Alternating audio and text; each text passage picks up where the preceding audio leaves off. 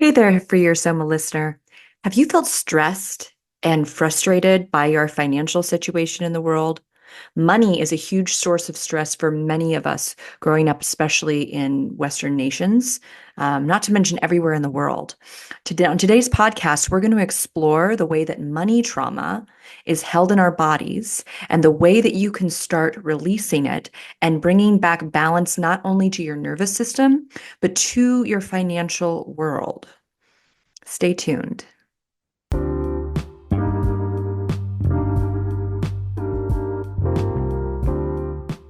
Every day there is a forgetting, and every moment there is the possibility of remembering.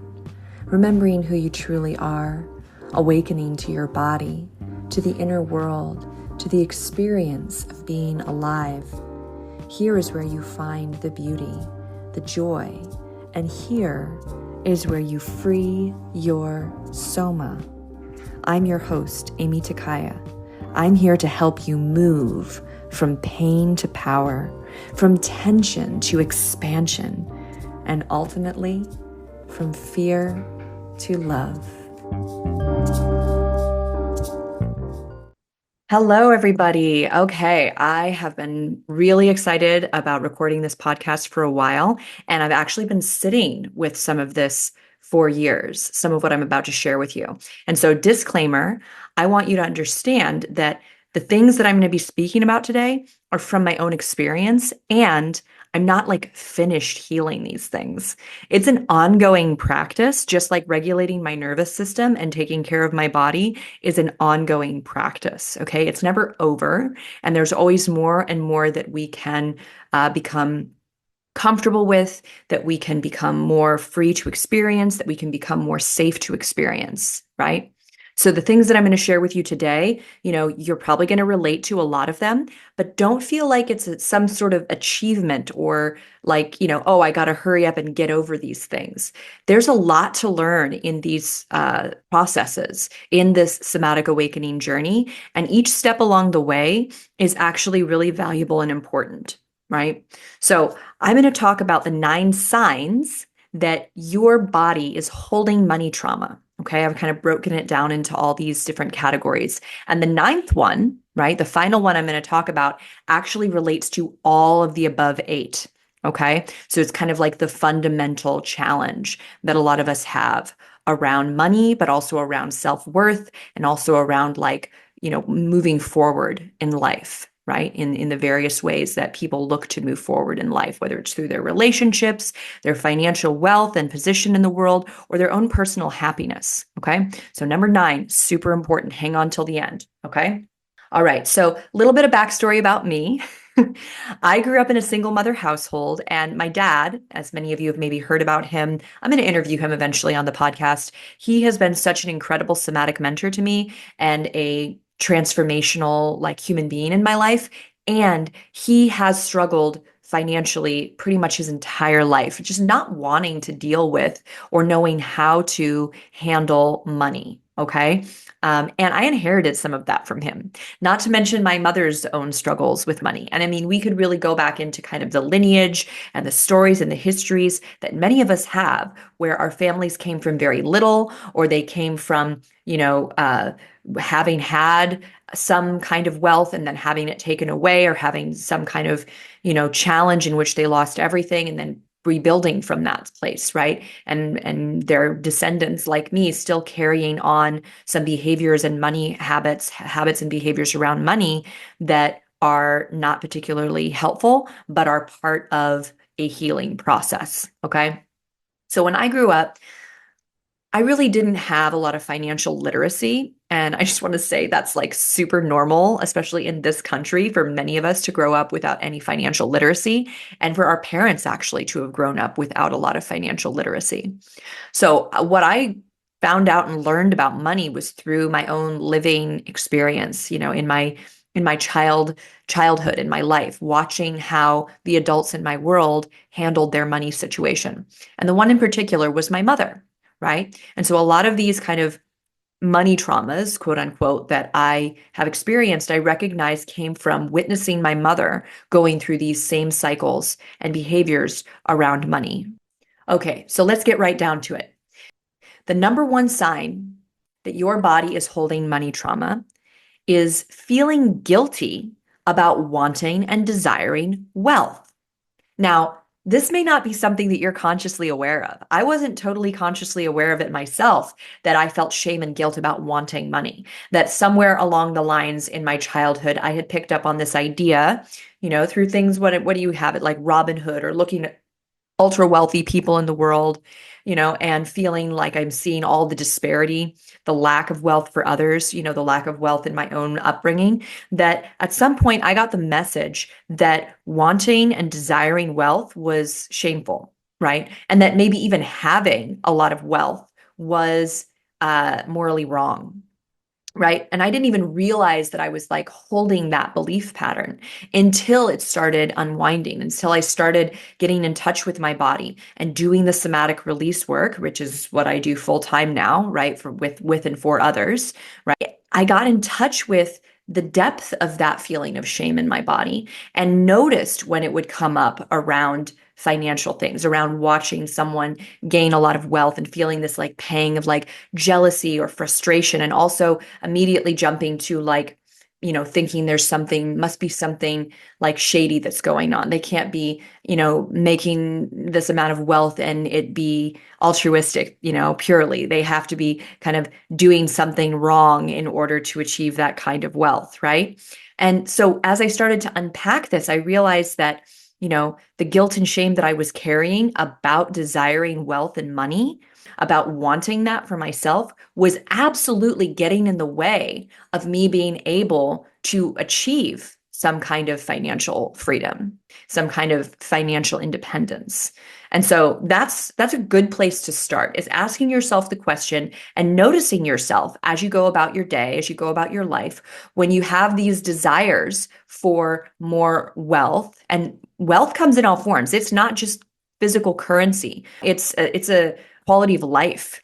It's having leisure time in your day where you're not grinding, where you're not going after it. Like, are you feeling guilty about wanting and desiring more leisure time? Are you feeling like there's something shameful and wrong about that for you to not be productive all the time, right? Just start noticing that and noticing where it's showing up in your body. For me, a lot of it was in my sacral area, it was in my hips and in my lower belly. I would feel myself kind of clench and tighten up there when I would have a desire for, I don't know, like a beautiful vacation where I could just like lay around and do nothing, or even laying in bed and like luxuriously just pleasure reading a book for hours on end. That's a form of wealth, in my opinion, that we're not, grinding, working our asses off, trying to get our basic needs met. If you're feeling guilty about that, like I said, number one sign that your body is holding on to some money trauma, to some trauma around wealth and worth. Okay. Number two, on the signs that you're holding money trauma in your body, that you're spending frivolously and compulsively to feel more regulated in your nervous system. Okay, so many of you may be familiar with this idea that when we do certain things, there's certain behaviors, we get this little hit of dopamine, right? That is exactly what happens when you buy something. And this is not to just like minimize it. This is like for real, like retail therapy, that is real. We feel better and we feel good in our physical bodies when we get those neurotransmitters like activated, right? When we buy something. And so if you are finding that you're kind of leaning into that, or even very compulsively, anytime that you're feeling overwhelmed or distraught or down or depressed, that you find yourself like going on those little apps like Amazon and Poshmark, I'm so talking about myself here, right? And finding that you're like looking at a new cute outfit when you actually have like 1,000 super cute outfits in your closet, right? When you're going out through the store and you don't really need anything more in the store, but you're now just like browsing and looking for some kind of extraneous fun things to buy. This is kind of a relationship, again, with money or with what's valuable, where we're kind of just using it as a way to feel a little bit better for a moment.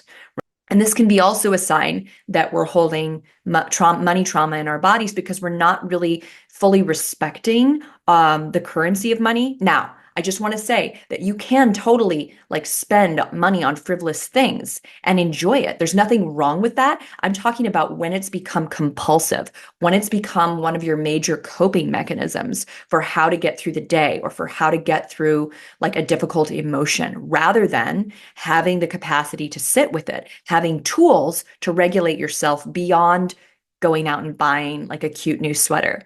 Because the truth is that buying that cute new sweater, it like wears off really fast. And then you're like a hungry ghost just reaching for the next thing to get that little hit of dopamine to feel a little bit better, right? And your pocket's going to run dry. You're going to find that, oh my God, how did I spend like this much money at Sephora? Like I'm not even using all these products.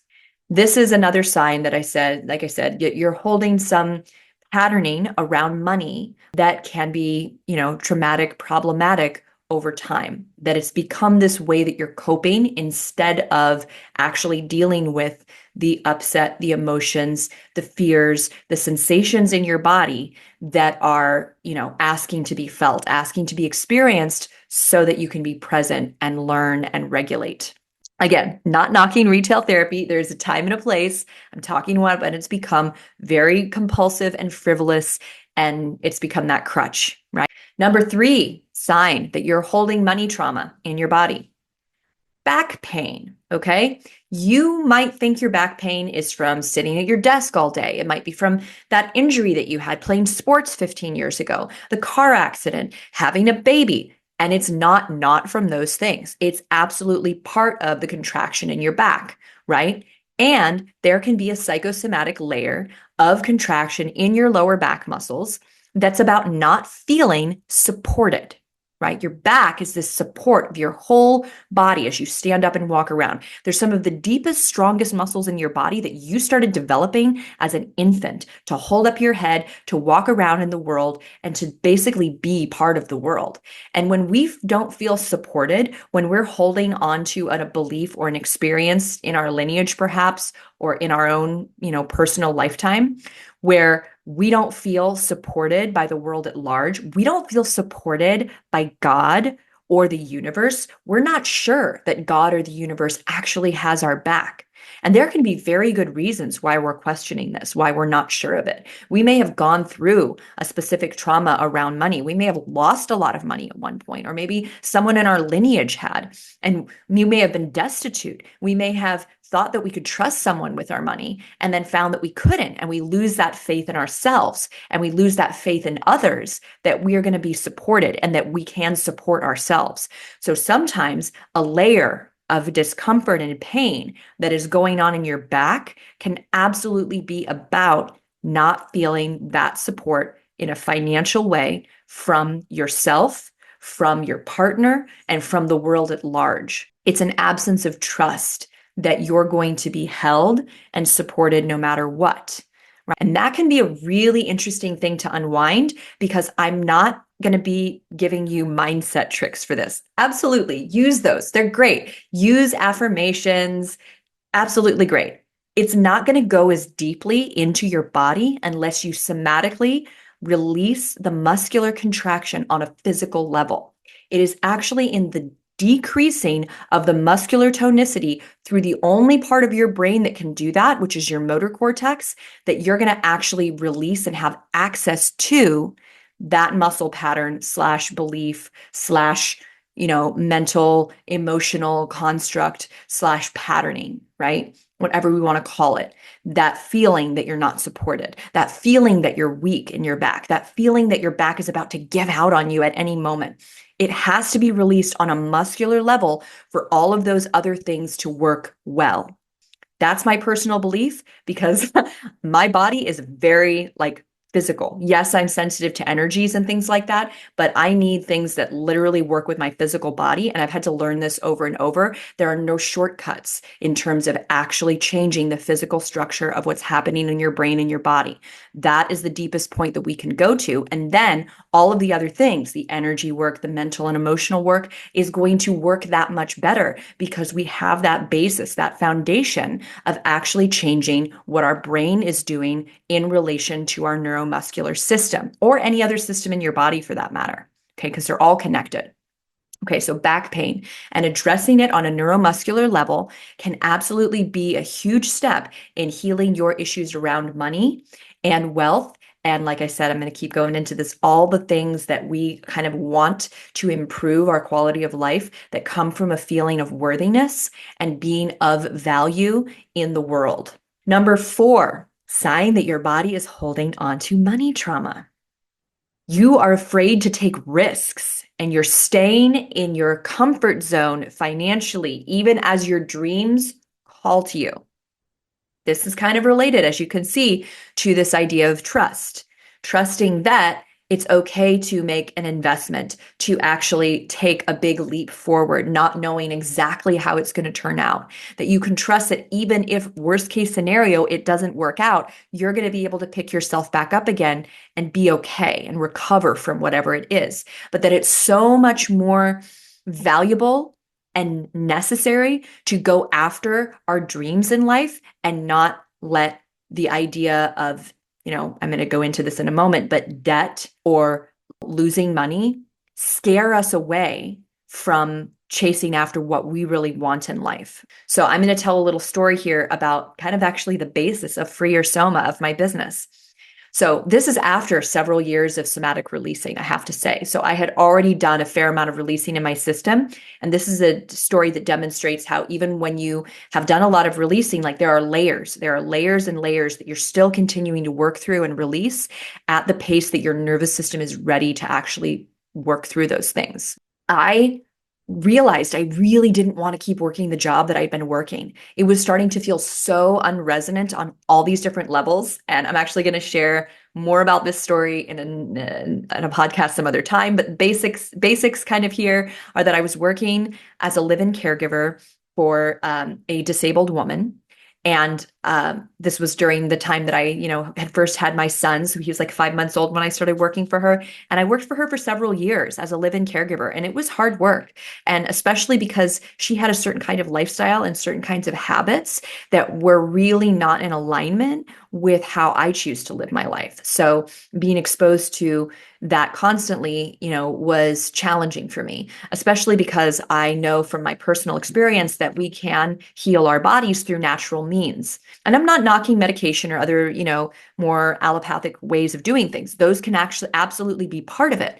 But my focus has always been on healing my body through eating healthier food, cutting out toxic things and working with my body to achieve better and better health, right? Seeing my body as something that I want to invest my time and energy in. However, this woman was living in an entirely different paradigm in which she was basically just waiting around to die and really not that interested in doing anything that was healthy because and honestly, my judgment on is that she had a lot of self-loathing. She had a lot of shame that she was living with that she had never really dealt with properly. And so she was just enjoying the last little leg of her life. And she did that through drinking soda, watching reality TV all the time, and eating a lot of fast food, junk food, can't constantly eating candy, just all these things. And when I kind of saw the way that she was living, I tried to make some slight adjustments with her.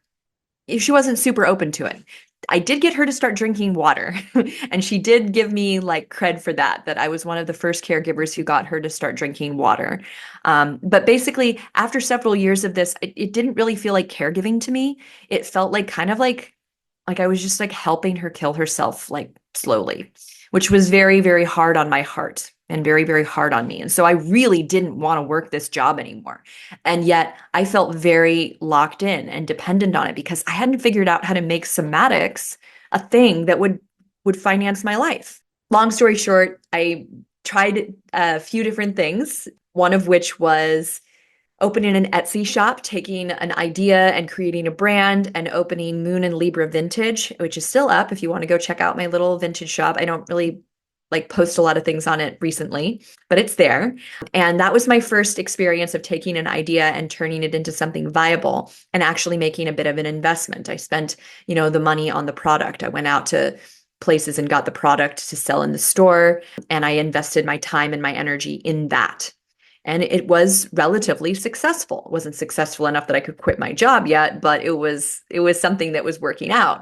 I see on my Instagram feed a friend of mine who I met while I was traveling as a yoga teacher in my 20s, and she has become a business coach. And she is saying, you have a message, you have skills. Let's turn them into an online program. So I really kept feeling like her messages were speaking right to me. I started thinking about the ways in which I could, take somatics and also the food healing philosophies that I had developed and turn them into something really viable. And her posts were convincing me and convincing me. I ended up hopping on a call with her, attending a few of her, like, live, whatever, going live on Facebook to talk about her work. And I was like, I need to do this. And yet I had this story going on in my head, in my body, that it was too expensive. Now, was it too expensive? I don't know. She charges like 10 times the, more than what I paid now. I think it was like still like less than $2,000 for her 3-month program. And I still had it in my head that it was too expensive. And I waited until like 2 weeks before the program started, even though I'd been eyeing it for like months, to actually take the leap and commit. And I had told her that multiple times. I just can't afford it. I just can't afford it. And part of it was that I had just spent that money, on the Etsy shop development, and it hadn't really paid off yet. So this was like another risk that I was asking my body and my nervous system to take. But thank God I did. And I'm considered one of her great success stories, because I earned back, that $1,500, $2,000 that I spent. I earned that back being able to start talking about and promoting my work and selling what is now my Radiance program. I was able to sell that to two people individually, right? To do the program as like a beta with those two people for 6 months. And then like month 3 or 4 of working with those individuals, I felt confident enough to start my online 6-month program, right? Like the group one, not just one-on-one. And that first round, I had 3 or 4, it was 4 participants, right? Who paid me, multiple thousands of dollars. I think that I started at $5,000 for my program, right? And this was a huge leap forward for me to take that initial risk of going from I can't afford this to I can't afford not to do this.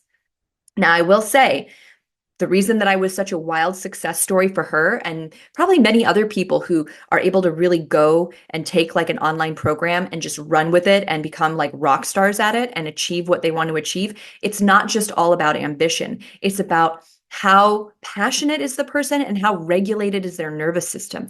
I don't think I could have even like said yes to taking that leap if I hadn't had this foundation of more and more somatic safety in my body, right? That I see as being like the huge game changer here.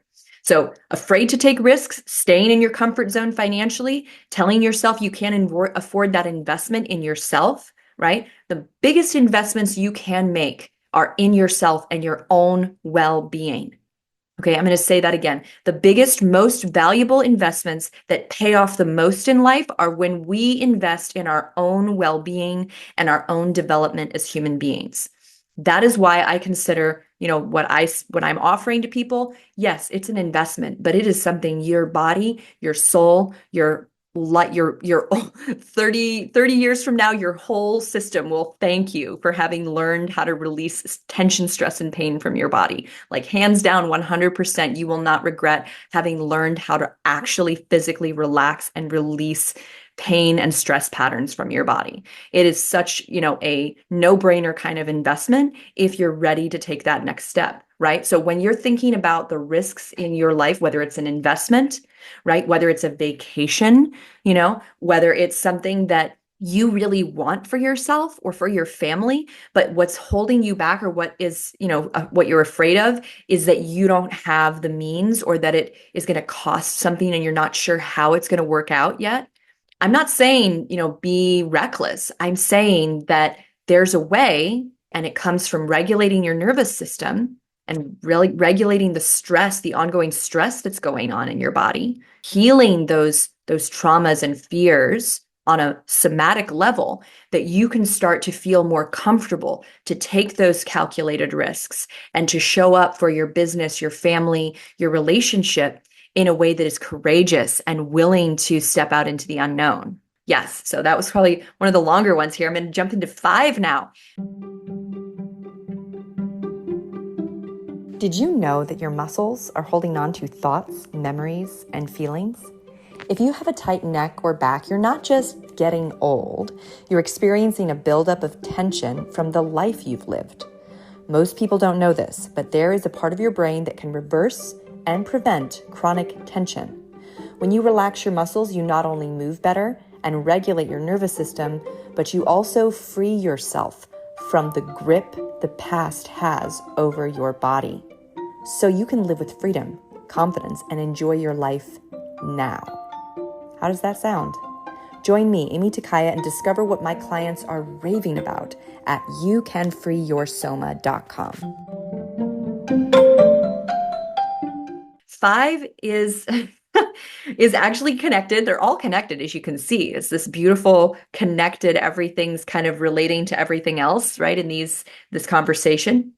If you have constant worrying and fear around debt and you're making it mean something about you, okay? This one continues to go on in me and I continue to work with it and learn from it. I wouldn't say on a daily basis anymore. For a while it was daily. Now it's like, I don't know, just intermittently. But I watched my mother go through bankruptcy when I was 13. Maybe some of you also watched your parents stress and struggle and get totally freaked out about debt. Maybe you even still have people in your life that are very alarmist about debt. I feel like there's practically a culture that is built around being fearful and shameful about debt in our American society, which is super strange because most people are in debt. Now, I'm not saying that that's like correct or that's a good thing. It's just how it is. And so I feel like considering that that's just how it is and that the status quo in this country is actually to be in debt, maybe we can start being with that in a realistic way rather than constantly shaming ourselves for it and like having intense anxiety about it constantly. Now, again, this goes back to regulating your nervous system. I had this kind of, I wouldn't say irrational. It's actually quite rational when I think about it. But I had this fear that my debt would get to a certain point that my nervous system wouldn't be able to handle it. Now, it didn't sound like that in my head. It sounded more like I won't be able to handle having this much money that I owe other people. I won't be able to handle being this far in the hole, that I would have to go through bankruptcy. And I would imagine it would be like this little movie that would play in my head where I would be like ashamed and I would be stressed and I would finally break down and like go through that process of, filling out the paperwork and doing all the things to declare bankruptcy. And like, I would just feel like my life was falling apart. Right. And, it took me some time of like really watching that movie to go like, wait a minute, like that's one version of events.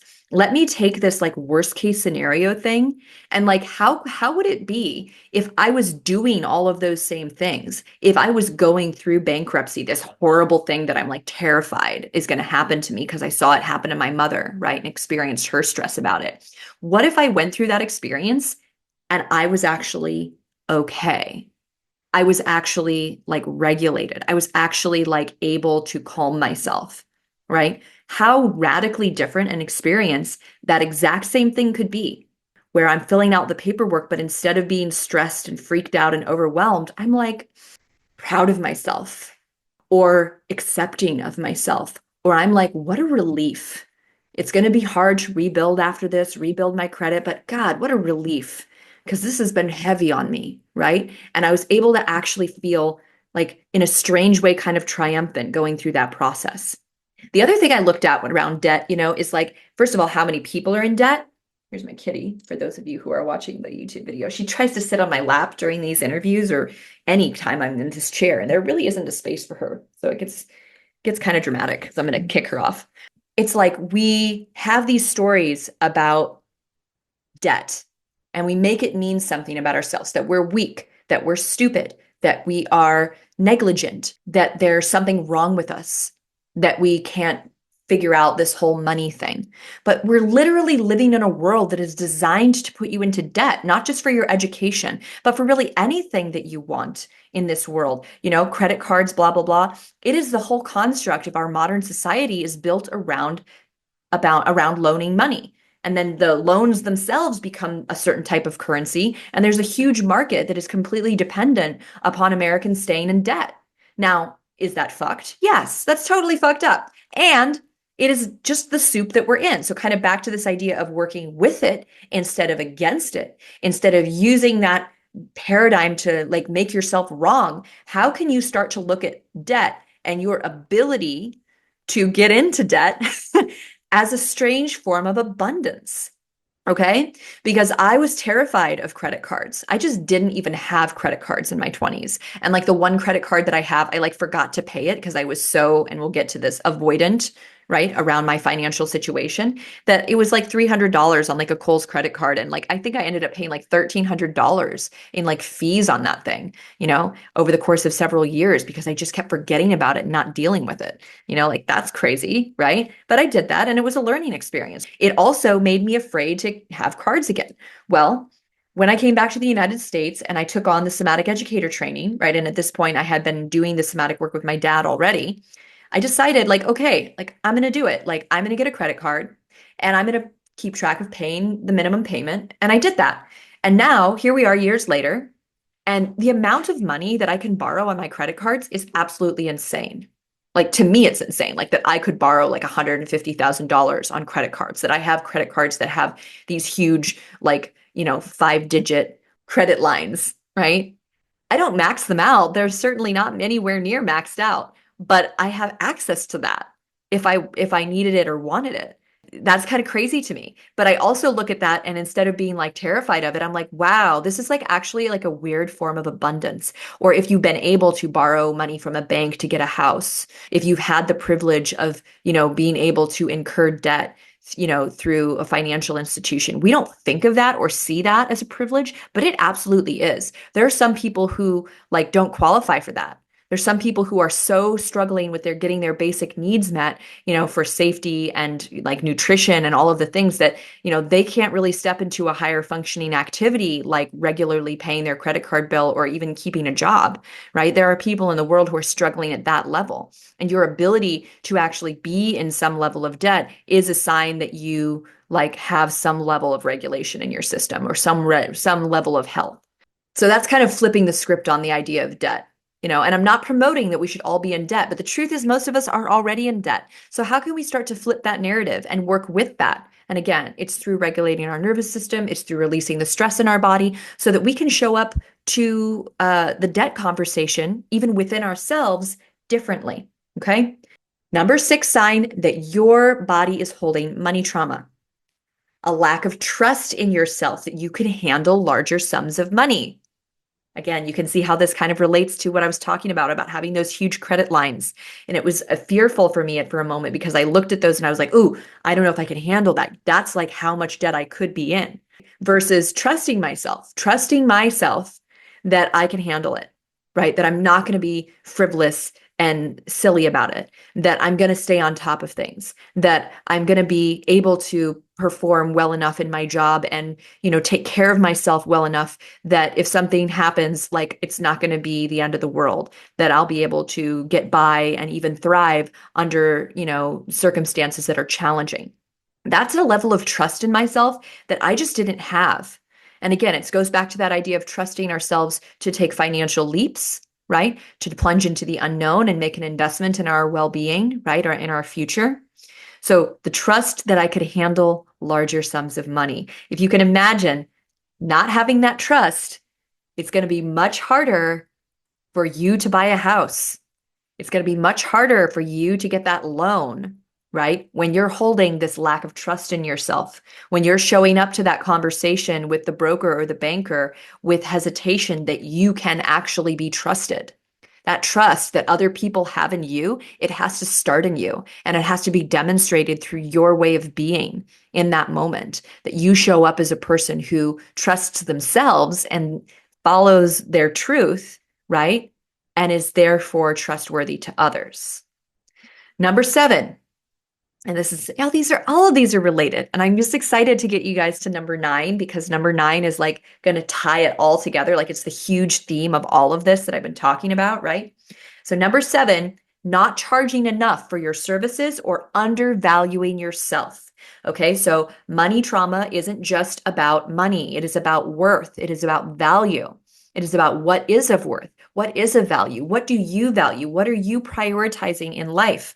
So when you're not charging enough for your services, you're basically telling the world like, I'm not as valuable as someone else who's charging what the market rate is for this, right? I'm undervaluing myself. I'll be the cheap version of this. Well, what is that going to do? Like, I can completely understand if you want to have a sliding scale, if you want to be accessible to people, you can do that while still having your standard price, right? You can do that while still saying, like, this is what I'm valued at, and I will make an exception for you. And I have these special offers for people who are, struggling financially. That is absolutely possible. But what I'm talking about here is the belief that you're not worthy enough to charge that amount. Who am I to charge $1,500 for an online program? Who am I to ask for that raise at work? Who are you not to? What level of integrity do you have inside yourself? And if that's what's in the way, is feeling again like you can't trust yourself, then there's a fair amount of releasing that you really do need to do, because you're going to uncover your worth. You're going to uncover that trustworthy, steadfast part of yourself when you release the stories, the beliefs, and the physical contractions that keep you on that loop of believing that whatever happened in the past is defining you in the present. The somatic work, again, the neuromuscular release work that I offer, Hanasomatic education, not every Hanasomatic educator is talking about it the way I do. I will say that. Like, if you go look it up on the internet, it's very clinical. My way of working with this is much more holistic because that's been my experience with it. But ultimately, it's about releasing your physical body from the stories that are being held in your musculature. Not just the stories, it could be emotions, it could be fear, right? It could be anything that's being stored and held. It could be other people's experiences, which is kind of a trip. When we start to release that, when we unwind that, then we come back to who we really are. Then we discover who we really are underneath all of those things from, the past, from our lineage, from our past relationships that weren't really us, but we had gotten so used to them that we had started to adapt ourselves to those stress patterns, to those, emotional difficulties, right? Because most of us never had a way of actually releasing that, processing it, and integrating it into, our full self. So it just accumulates. So when you start charging more, it's saying, this is what I'm worth. This is where the boundary is of my time and energy. And you actually have to start owning that in yourself. And it's a journey, like I still sometimes struggle with telling people what it costs to work with me, because I know that some people are going to be turned off by it. At the same time, I absolutely do. When I tell someone what it costs to work with me and they let me know, hey, I really do want to work with you, but like I can't afford that, but I really do want to work with you. I'll let you know when I can afford it. I will turn it right around and say, okay, for a select number of people each year, like I will cut the price in half. I will work with you, right? Because it's more important to me to actually make a big difference in someone's life rather than just have a, high price point. Now, I still need to hold my high price point because the work that I do is very, very valuable. And the specific energy that I bring to it, I guarantee you're not going to find it anywhere else the way that I do it, right? So that's the kind of confidence that you can build through releasing your muscular stress, tension, and pain, and actually start charging what you're worth, putting those boundaries up in your personal life of your time and energy or your resources. Number 8, this one is also a doozy, and it's one that I still struggle with. And this extends to all different areas of life, not just money, but it's a one that's very easy for me to slip into in regards to money and my financial well-being. Okay. And that's dissociating from my financial responsibilities. Avoidance. Okay. That means just not looking at my bank account for a while, not looking at my credit card bill for a while, not filing those receipts right away, but just letting them pile up and just not wanting to deal with it. And, like I said, this is something I am still working through. And one of the really powerful little shifts for me in terms of, I don't know, changing the narrative, changing the stress pattern around this. And it may sound like what I'm about to say is like a mental thing, but because of all the somatic work I've done, it's mental because my mental body is part of my physical body. It's part of my soma, right? And if you're not clear on what I mean by that, then let's talk. But the thoughts that I'm having are actually part of my physical experience and physical sensations. It's simultaneous. That's basically what I'm saying, right? When I am dissociating from my financial responsibilities and avoiding certain things, I'm avoiding the sensation of stress. I'm avoiding the sensation of worry. And sometimes there's a very good reason for that. Maybe I am sensing in that where my nervous system is tuned at this moment, looking at my bank account at 9:30 at night when I'm totally tired and wiped out is actually going to stress me out and put me into a mindset or a physical state that is not conducive to sleeping or particularly helpful. And so avoiding it is actually super reasonable, smart, and perhaps necessary. However, staying in that avoidant pattern, even when I'm regulated enough to actually like do something sensible about it, isn't where I want to be. So it takes that awareness for me to go, okay, I've been avoiding this for a little while. Those receipts are piling up. Like I'm going to take the time to put that on my calendar and get that shit done. Now, the other thing that's very important here, and it's a little mindset shift, perhaps, or a physical somatic shift in my experience, is that when I finally sit down to do it, do I give myself a hard time about it, or do I congratulate myself for finally doing it? Sometimes it's a combination of both, but I've been leaning more and more into, oh, you're such a good girl. Good job on finally getting this done. You are taking responsibility. You are doing it, even if it took you 3, 6 months, a year to do it. For example, the first year of my business, I was completely overwhelmed by the idea of doing my taxes. And yes, I could have gotten resources, I could have gotten coaching around it, but I was honestly in my dissociating mode because I was still so focused on building my business that perhaps I didn't have the capacity to actually take on that level of learning while I was learning so much, just from working with clients and things like that. So the first year that I ran my business, I didn't file taxes. Now, that's not to say that I planned on never filing taxes. I just didn't do it that year. The second year of my business, I was feeling much more like capable and regulated around my business. And I felt like ready to just, go legit and like do my taxes and do all the things, right? The second year of my business. And so I went back, I started trying to do it myself. I realized, oh, that's not going to happen. It's too much for me. And I hired a CPA and I had my CPA file back taxes for the previous year. Now, in the past, I might have felt like ashamed of myself. Oh, I might have felt like a bad person that I didn't pay my taxes and I had to file back taxes.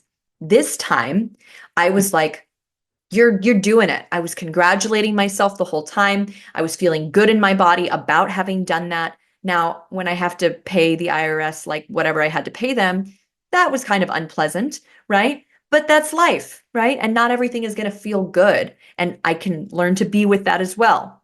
So, this is all to say that when we're dissociating from our financial responsibilities, when we're avoiding stuff like that, there are sometimes very good reasons for it. So we're not going to knock that behavior. Sometimes that's exactly what you need to do at 10 o'clock at night when your spouse is like suddenly talking about the finances. You can feel yourself getting overwhelmed. And sometimes the exact thing to do is to shut that down because you're not going to sleep well if you can keep going down that road. At the same time, when you finally do get that thing done, give yourself a hearty pat on the back, congratulate the fuck out of yourself. You are doing it. You are facing this stuff head on and taking responsibility, and you need to be rewarded rather than punished. And all kinds of fun ways to reward ourselves for taking a step in the right direction. Number 9, this is the number one reason that we are holding money trauma in our bodies. And it's actually in that phrase, holding money trauma. We're holding on to something. We're gripping a hold of something. We're clenched. We don't even know that we're clenched because we've been clenched for so long. Perhaps being clenched is just how we grew up. Maybe both of our parents are clenched and our grandparents were clenched and everybody was all in this, what are they calling it now? Like scarcity mindset. There's not enough. Now, the number 9 sign that your body's holding money trauma is that you don't know how to and have not been taught how to actually receive. Receiving is something you can only do when there's openness. We cannot receive when there's no openness.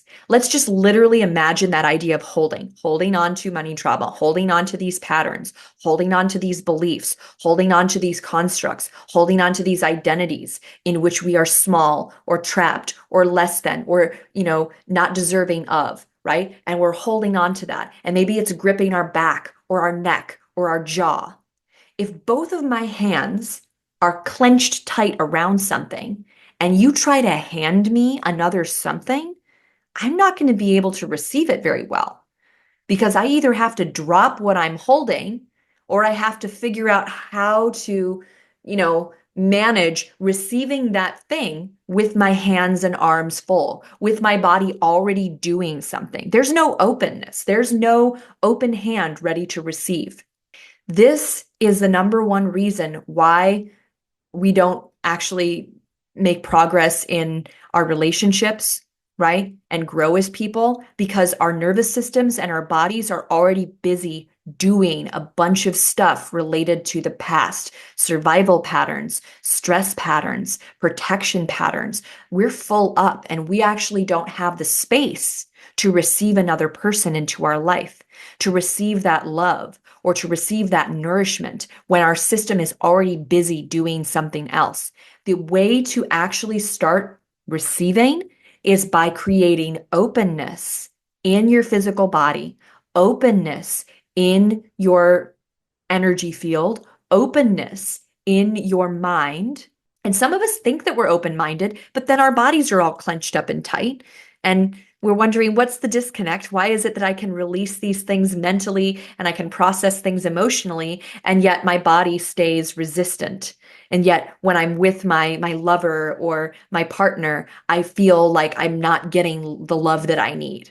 Maybe, just maybe, and I'm speaking to myself like 5 years ago here, maybe the love that you want is actually right there waiting for you. It's about you dropping what's in the way of receiving that. This is maybe like what some of these self-help kind of manifestation gurus would say too. What if the wealth that you want in life is just waiting there for you? That money is not this thing that like you're not worthy of. You're absolutely worthy of wealth and deserving of money in life.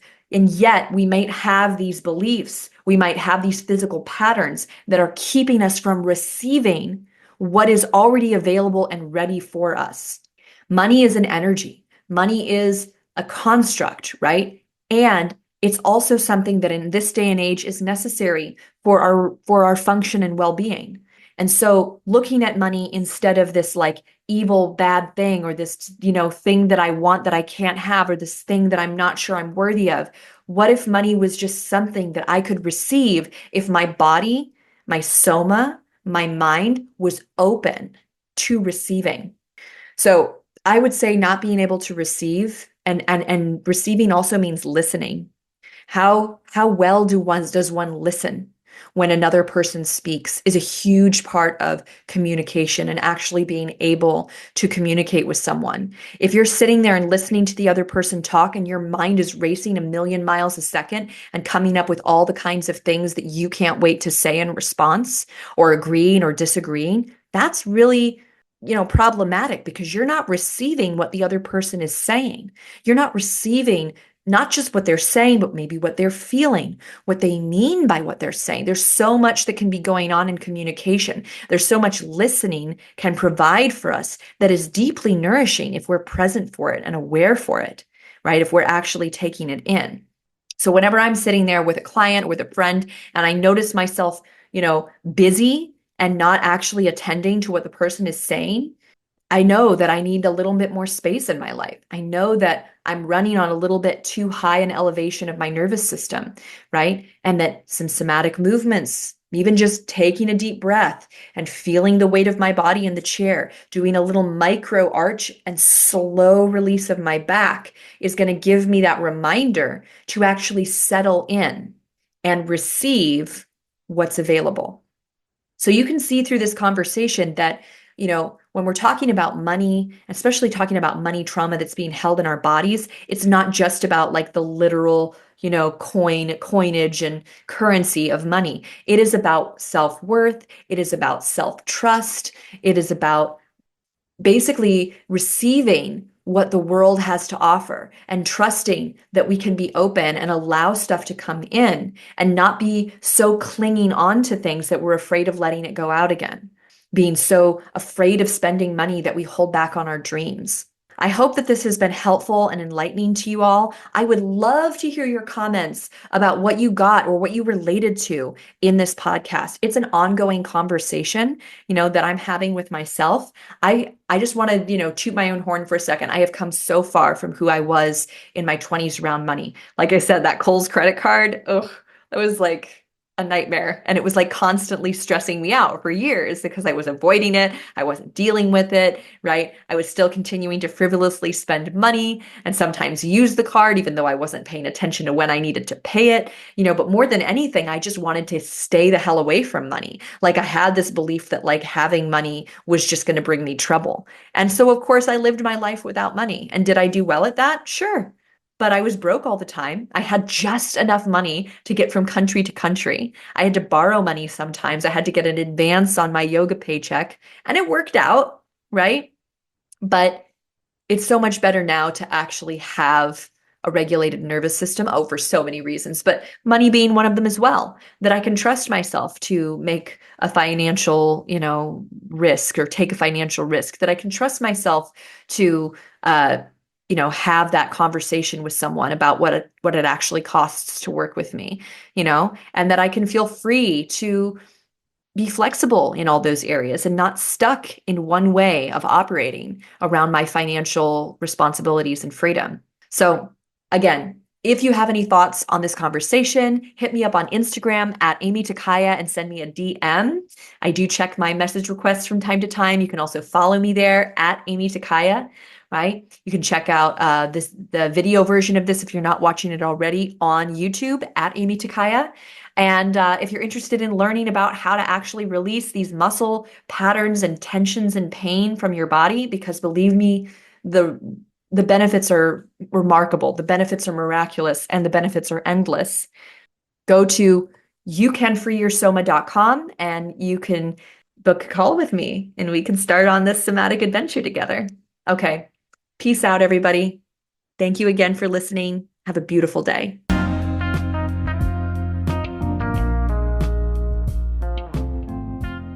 Hey there, friend. I hope you enjoyed today's episode. I would love to hear your thoughts. Follow me on Instagram at Aimee Takaya and send me a DM about this episode. I'd like to thank you for being part of this somatic revolution.